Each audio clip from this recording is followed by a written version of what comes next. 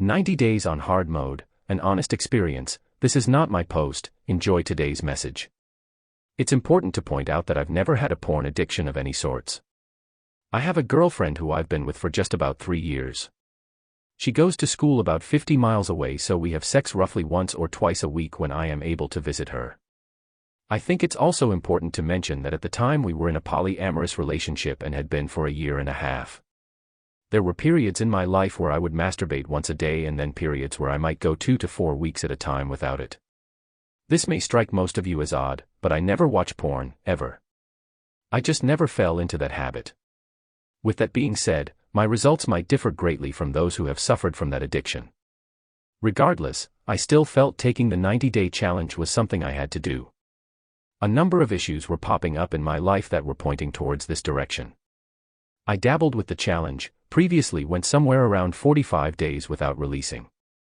During that period I was still having sex, however, and I noticed my sex drive climbed dramatically. On one hand that was a good thing, on the other hand it wasn't, because it made sex seem like something designed towards an end goal. Get it done quickly and over with. So that wasn't what I wanted. I knew I needed to rewire my brain to the point that the end goal of sexual release was no longer present in my mind. It simply wouldn't be a driving factor in my life anymore. I knew I had to take the leap and dive all the way in. I will now describe the first few weeks of my journey. The first week was no real problem. The urges would leave after a solid week, so it didn't have a major impact. However, I can safely say that after about 6 or 7 days there is a noticeable increase in energy. I imagine this is attributed to increased testosterone levels that peak after about a week. The way it felt reminded me of being an overactive, annoying kid again. You just constantly want to move and talk a lot. The mind is really quick and spews out jokes like it's on crack. The next day, however, this fades. I've found that it's really easy to be annoying during this period, especially if you were a bit awkward when you were a kid. The best way to go about dealing with energy is simply to observe it and enjoy the fact that it's there. The less you talk, the better. Having energy is all you need. Once it's there, it's like you've got an aura around yourself. Simply enjoy it. Don't let it control your actions or you'll come across as a fool. Unless you're just super witty and awesome, then go for it. Of course, in addition to this, my sex drive made a noticeable increase. I found myself becoming aroused relatively often. Especially before going to sleep and after waking up.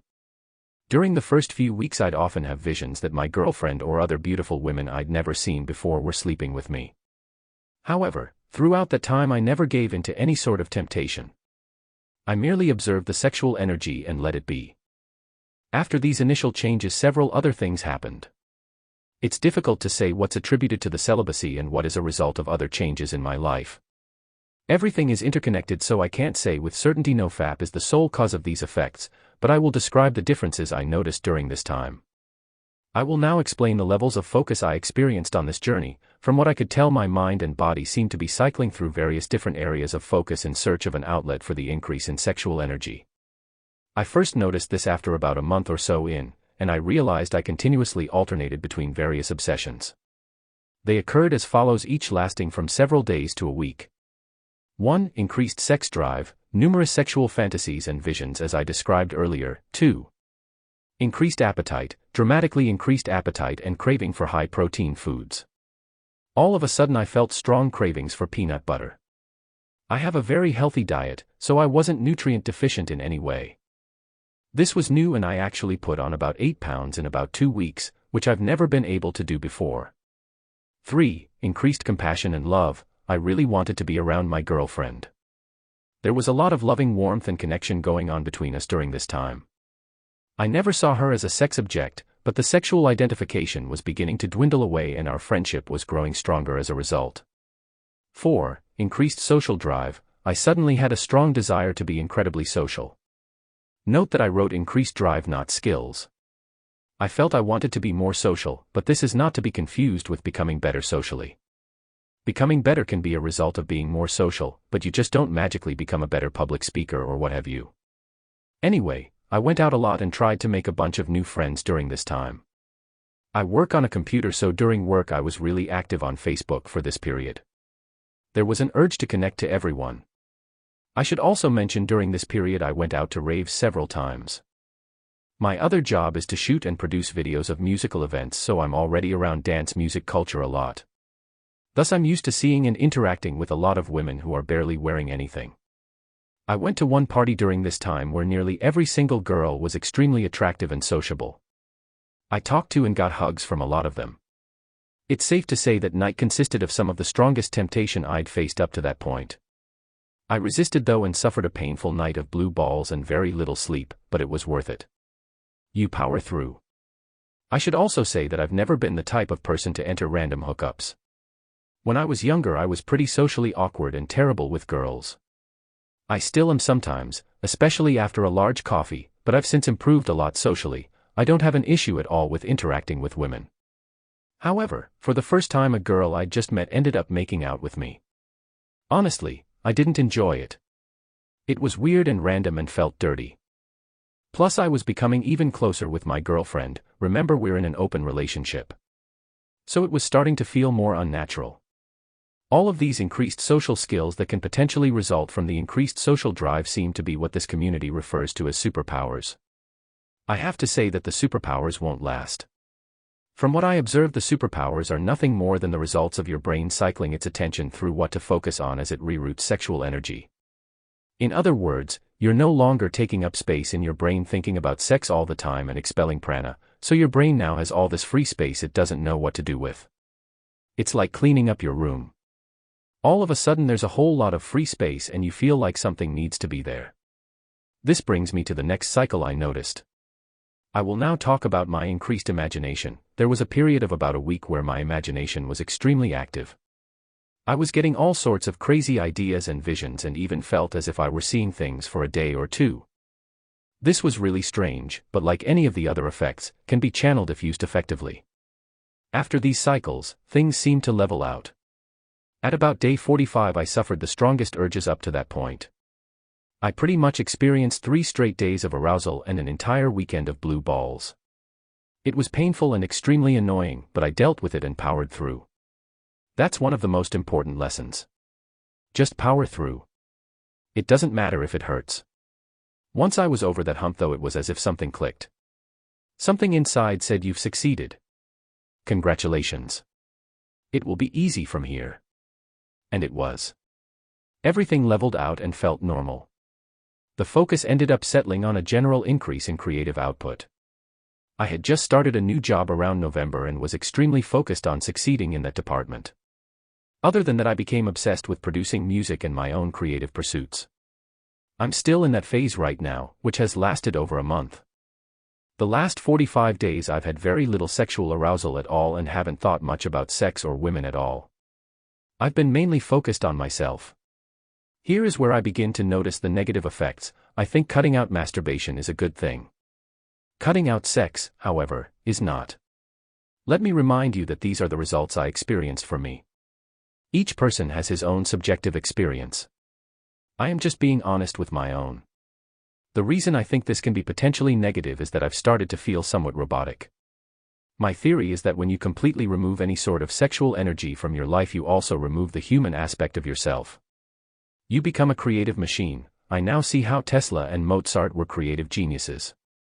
But you risk the danger of no longer feeling like a man. I could see how if you are a major addict then the outlet of sexual release is more emasculating. But in my humble opinion, just have sex with someone you truly love and care for. The type of person you are is going to completely determine your results. If you continue to be social and interact with women during this process, then you will notice a general increase in your feeling of masculinity. However, if you spend a lot of time alone or working, then you're going to notice an increase in feeling like a worker bee. Maybe you might feel some of both. Or some days you'll feel like one and some days you'll feel like the other. There is no guaranteed outcome for this process. The only thing that's guaranteed is that your spare attention is going to go somewhere, and where it goes is going to determine everything. This can be bad or it can be good. If you've spent years as an addict, it's probably going to be good. You have to make it good though. Merely going celibate is not a superpower inducer. It simply takes away your kryptonite. It isn't a bad or a good thing. It's kind of like a psychedelic experience. If you do it surrounded by people you hate and go in a sewer, you're probably going to have a terrible experience.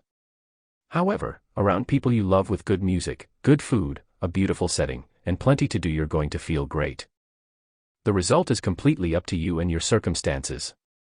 Why do I think being completely celibate can be overall a negative thing for men to do? It's because we need that sexual energy to feel alive. Once you start removing that from your life, it becomes more difficult to relate to women. You're likely to become less passionate as a person because the main source of passion in males is cultivated through sexual desire. Even if subconsciously or inadvertently. Attracting a mate is the primary reason our subconscious compels us to improve as human beings. Once we remove a mate from the equation, not caring about women, then we seriously overcompensate other areas of our lives in unnecessary ways. For example, I spent a large amount of time attempting to be social or reading or working or whatever. I became more obsessed with these abstract material things or self-improvement in ways that really didn't matter. What did matter was my relationship and the friends that I have and simply enjoying life for its simple pleasures. The excess drive to make more friends, be more creative, work out more, and just in general be more all stems from a desire for companionship. Once you have someone in your life that you truly care about, then none of that stuff matters. It's just fluff. It's good to be creative and social, but it should by no means take over the things that are truly important in your life. Now this is only my result. I am aware it will be vastly different from others.